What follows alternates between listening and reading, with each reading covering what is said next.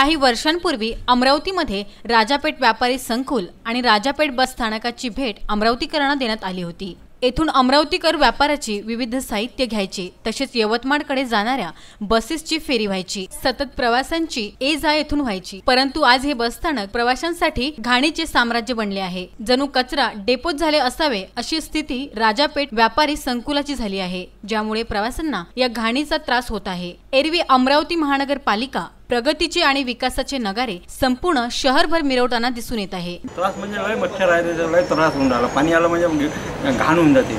हे आता सिक्युरिटी गार्डचं काम आहे ते पाहत नाही बरोबर। पण एकीकडे हे नगारे बंद दस्त्यात असल्याचे दिसून येत आहे। घाणीचे असे साम्राज्य संपूर्ण शहरभर दिसून येत आहे। त्यामुळे विकासाचे फक्त नगारे वाजून जमणार नाही, तर महानगरपालिका अमरावतीकरांना विकास करून दाखवेल का, हा प्रश्नचिन्ह आहे। की असेच भ्रमाचे भोपळे अमरावतीकरांसमोर आणखी फुटत राहतील। Visen news bureau, Amravati.